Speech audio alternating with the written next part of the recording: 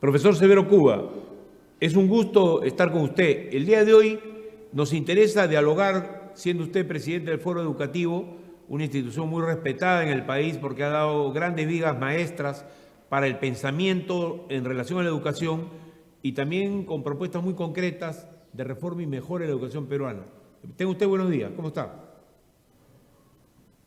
Muy buenos días. Muchas gracias por la invitación, Lo Julio. primero que quisiera yo preguntarle a usted es, hay un enfoque en el manejo de la gestión pública, no necesariamente en el manejo de la gestión pedagógica, de la gestión pública del sector de educación, que está extremadamente orientado a darle una importancia enorme a determinados aspectos que podrían resultar adjetivos. Hay una crisis terrible, por ejemplo, en lo que se refiere a obras públicas relacionadas a la educación.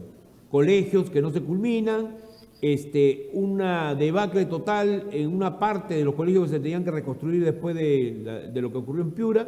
En fin, yo tengo una imagen un poco pesimista. No sé cómo ve usted, porque esto le interesa mucho a los padres de familia, saber cómo está en realidad la gestión educativa, pero vinculada, porque la gestión educativa tiene una parte administrativa y una parte ejecutiva que tiene que ver con obras públicas, a la mejora de las escuelas en la parte física. Sí, bueno, y además hay que decir que ha habido un proceso de deterioro durante estos 2 años de pandemia, donde el nivel de mantenimiento que habitualmente se daba a las escuelas, porque estaban funcionando, digamos, se detuvo. Y entonces, por ejemplo, un colegio en Vista Alegre de Villa, que queda en Chorrillos, después de 2 años de pandemia, resulta que las rejas que funcionan para la escuela, pues ya se han ido oxidando con el tiempo, no ha habido quienes de mantenimiento, y entonces hay una cosa más que hacer en la escuela, ya no solamente preocuparse por darle el mantenimiento cotidiano, sino que hay que poner nuevas rejas. Cualquier persona sabe que el costo de poner rejas es bastante alto. O Claro. sea, cosas como eso, en una escuela, si tú lo amplías a las casi 60.000 escuelas que hay en todo el país, te imaginas lo que eso supone en términos de presupuesto.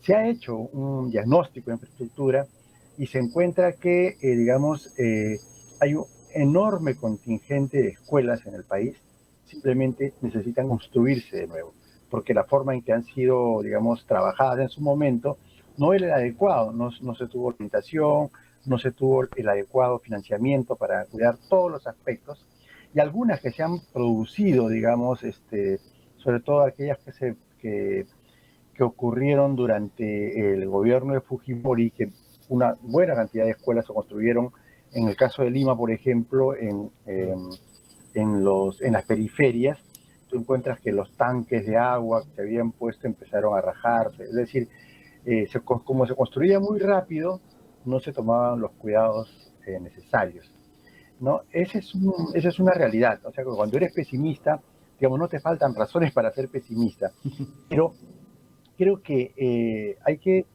digamos, orientar mejor el gasto que se va a hacer en infraestructura y potenciar más la fórmula de asociación público-privada, ¿no? Y cuando digo de Profesor, si esto, me cuando me permite, refiero a esto, quiero sí. decir, dime, Era Julio. para, permítame precisarle la pregunta. Tenemos una manía que nace de toda la corrupción también, ¿no? Pero de un pésimo manejo de la administración pública. ¿Cuál Claro. es? Una escuela que está deteriorada se derruye. Y a veces no hay tiempo ni posibilidad de poder completar una construcción desde abajo, completa. Pero eso hacen los constructores para asegurarse que no le vayan a cancelar el contrato. Se vuelve indispensable.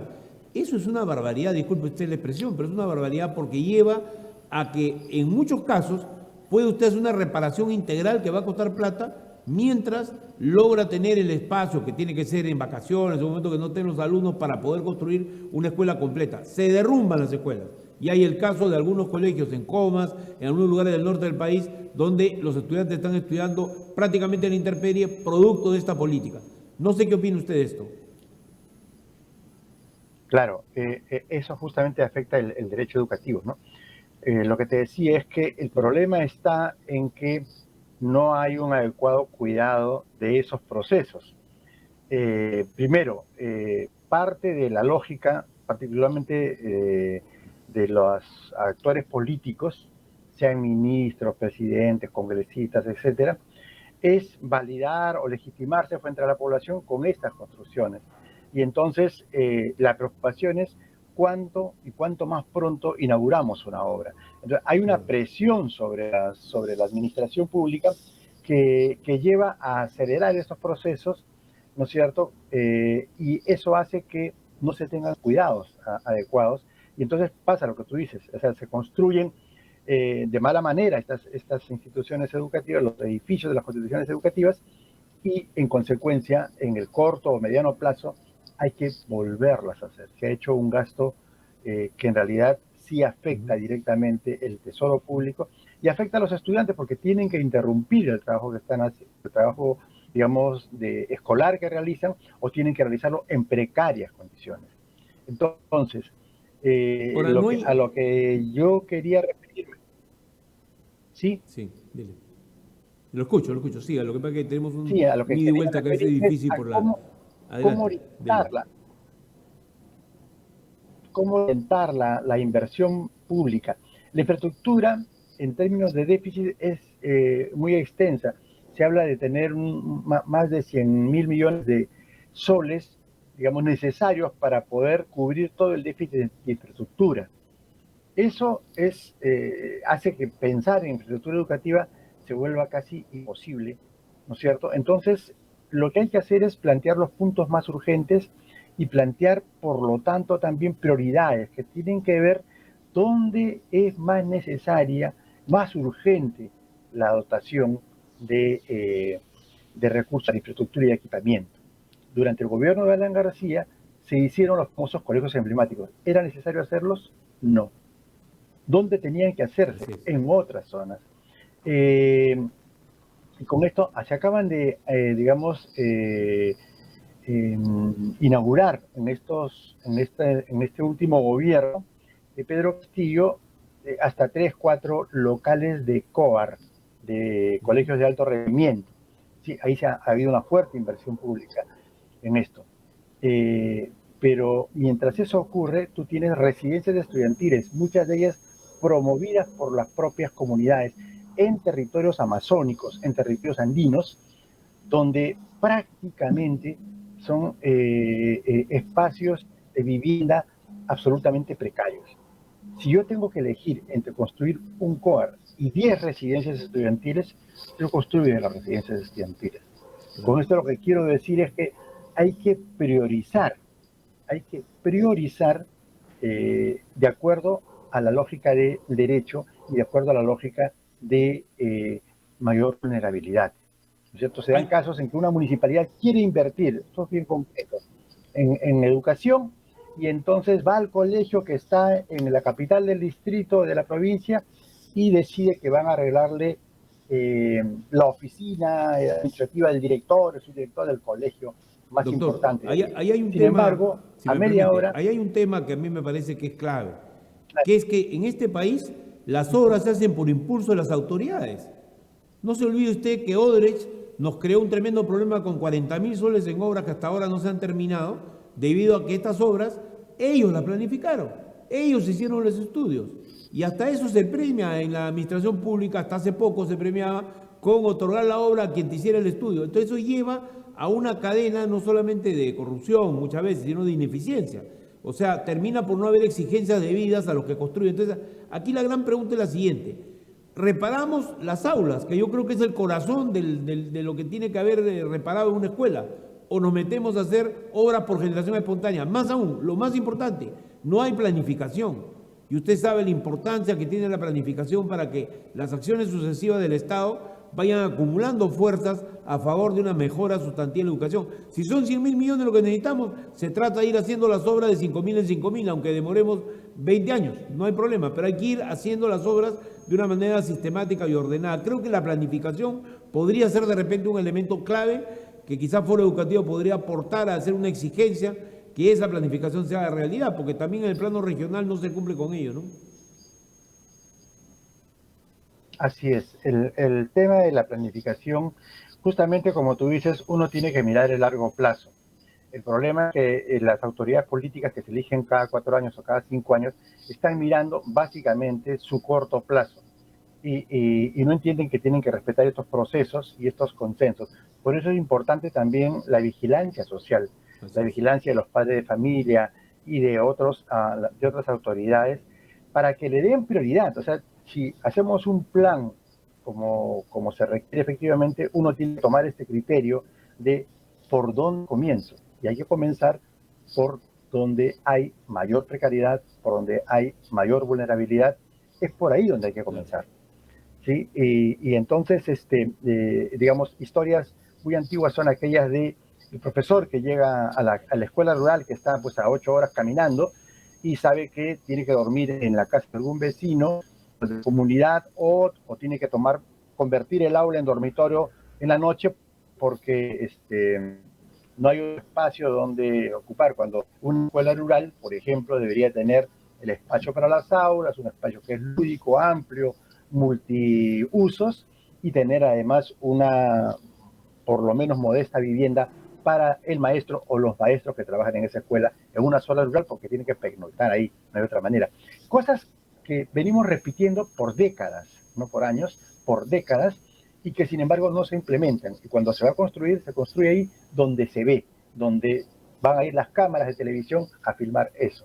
Entonces, ese es el problema también de cómo la lógica de cortoplacista de la política afecta una lógica de planificación de largo plazo que debe tener el Estado, que necesita tener el Estado, ¿no? Profesor, un ejemplo exitoso, hasta donde yo tengo conocimiento, no sé si usted coincida, es el de Fe y Alegría. Un ejemplo de colegio que ha dado incluso, yo he visto a funcionarios públicos de alto vuelo que han surgido del Colegio de Villa El Salvador, de los diferentes colegios de Fe y Alegría. Y quiero preguntarle sobre por qué ha tenido éxito ese sistema, si lo ha tenido. Bueno, dos cosas, digamos, fundamentan ese éxito. El primero es que cuando Fe y Alegría funda una escuela, o sea, crea una escuela, lo hace a petición de la comunidad. Y entonces las familias, la comunidad, las autoridades comunitarias del lugar participan en ese proceso y en esa decisión de que se construyan escuelas. No, eso es en primer lugar. En segundo lugar, claro, hay una gestión de la propia, en este caso, de quienes están promoviendo las escuelas de Fe y Alegría, que son, digamos, órdenes de la Iglesia Católica, que tienen una cierta capacidad de gestión y una cierta autonomía para el proceso de construcción, ¿ya? Pero incluso te cuento, por ejemplo, hay un colegio en Jaén que ha costado, al Estado le ha costado casi como 20 millones de soles. Y tú vas al colegio, es una maravilla, es primaria, inicial, primaria y secundaria. Es un Fe y Alegría, que originalmente se construyó con la lógica que construía Fe y Alegría. Pero luego ellos, el director de esa escuela particularmente, ha hecho gestiones, es decir, también tienes que saber mover esa gestión al interior del propio Estado para conseguir los fondos y construir un colegio que, la verdad, tiene poco que envidiarle a cualquier colegio emblemático o privado a uno de la capital, ¿no? Entonces, es posible, pero ahí lo que refleja esto es la capacidad de gestión. Entonces ahí hay un elemento más, los ¿no? promotores La y la capacidad participación la de la capacidad de comunidad. gestión puede ser tan importante como la capacidad pedagógica. Y hay que poner a cargo de la gestión a gente que sean gerentes, que tengan capacidad de poder moverse fuera de las reglas estrictas que hasta hoy han primado en gran parte de la burocracia pública, ¿no? Y poner por delante el interés público, ¿no? Usted ha mencionado cosas muy interesantes en su comentario, ¿no? Esto de la participación de los padres. Después de la guerra en El Salvador, el año 93, yo vi ahí una medida que tomó el gobierno que fue muy discutida, ¿no? Que fue entregarle a las asociaciones de padres de familia la reconstrucción de las escuelas. Yo no sé si será o no una buena idea, pero creo que la participación de la comunidad, porque estas no deben ser obras públicas, ni la escuela puede ser un servicio público solamente, tiene que ser un servicio comunitario, ¿no? No sé si estas serán buenas ideas para también aplicarlas en Perú. ¿Qué opina usted? Mira, las escuelas Educo, así se llamaban, efectivamente estaban gestionadas por los padres de familia y ellas, estas comunidades de padres de familia, eran incluso las que en su momento contrataban a los profesores, ¿ya? Y funcionó, estamos hablando de El Salvador posguerra, Claro. ¿sí? Es decir, después de que prácticamente todo lo que es Estado prácticamente había desaparecido. Claro, en este momento en el Perú, digamos, la idea de la participación es necesaria y es viable, No sé cuánto hasta la idea de dejarles la administración a las asociaciones de padres de familia o a las comunidades rurales. No sabría decirte si eso es posible. Tal vez deberíamos pensar eso en el caso de, de los territorios de pueblos originarios, tanto en los Andes como en la Amazonía, donde sí se requiere, digamos, ya hay una actuación y una capacidad y una fortaleza organizativa de la población. No creo que esto pudiera extenderse al conjunto del país, ¿de acuerdo? Y lo otro es que en este momento nosotros hemos llegado a un punto en el cual tenemos una cosa que se llama la carrera pública magisterial. Es decir, ya tenemos, por decirlo de alguna manera, un ejército de maestras y maestros a lo largo de todo el país que son parte de una carrera pública, ¿sí? Y entonces todos ellos ya son gente que está nombrada en el Estado y que lo que aquí falta hacer es más bien cómo organizamos todo ese cuerpo. Acá hay un grave problema porque tú tienes profesores dentro de la carrera pública, pero la lógica es prácticamente pagarles a destajo porque tú les estás pagando por horas. Todos ahora ciertamente tienen 30 horas, pero nosotros deberíamos tener un profesorado que trabaje como trabaja todo el mundo, 8 horas diarias, pero esas 8 horas diarias, unas dedicadas a la investigación, otras dedicadas al dictado de clases, que en buena parte tienen que ser proyectos, y otras dedicadas al trabajo con la familia, con la comunidad. Pero eso supone un cambio fuerte y un consenso en el Estado. Con este Congreso actual, no me imagino un avance así. Tenemos un Congreso que más bien va en contra de todo lo avanzado en política educativa. Profesor, yo quisiera añadir a lo que usted dice una pregunta más, que es la siguiente. El proceso educativo en el Perú está en una gravísima crisis, ¿no? Que se nota sobre todo en lo que se llaman los márgenes de la sociedad, pero en la sociedad urbana. Y yo veo en lo que usted dice y en muchos de los pensadores del tema de la educación, el darle una importancia tremenda, como debe ser, a los sectores rurales e indígenas. Yo he sido partícipe de proyectos en la región Junín cuando fui asesor ahí para volver a su dirección regional en Satipo, que tuviera la capacidad bilingüe con los ayánicas. Pero me da la impresión que hay un problema con la educación urbana, que ha decaído terriblemente. Y este es uno de los grandes temas del Perú contemporáneo. Es decir, mientras usted tiene modelos de éxito, como podría ser seguir un modelo tipo fe y alegría en todo lo que se puede en los colegios, hasta darle administración a determinadas comunidades que pueden manejar este tipo de cosas porque tienen profesionales, tienen capacidades, más que a los padres de familia, pues hay ahí un tema, a mi juicio, muy grave, que es el hecho de que la escuela termina no estando focalizada en su tarea de enseñar porque no hay los recursos básicos mínimos para poder generar una dinámica educativa positiva.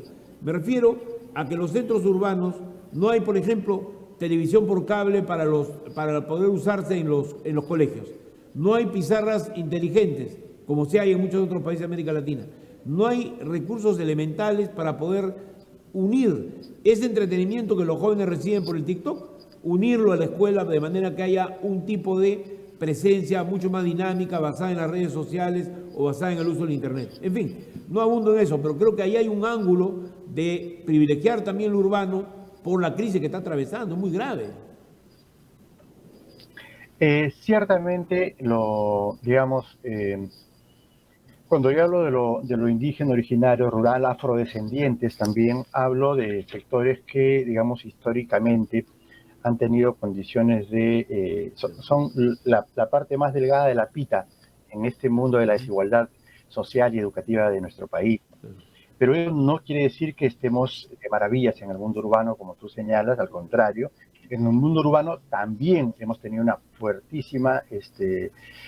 fuertísimo deterioro, además con la pandemia, y lo que apareció además tras la pandemia son dos cosas. Una primera es que efectivamente la conectividad tiene que empezar a considerarse un derecho y por lo tanto debemos buscar garantizar que haya conectividad para todas las escuelas del país.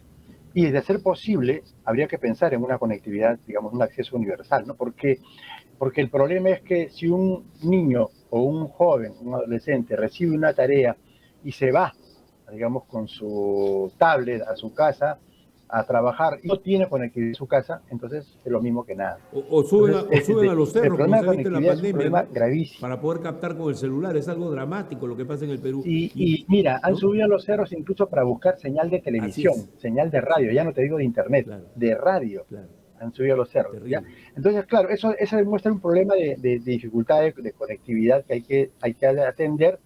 Otro problema, como tú señalas también, es que sí, cuando hablamos de lo comunitario, durante la pandemia, la educación comunitaria ha tenido relevancia y ha posibilitado sostener educativamente muchas veces a los niños y a los adolescentes, ¿no?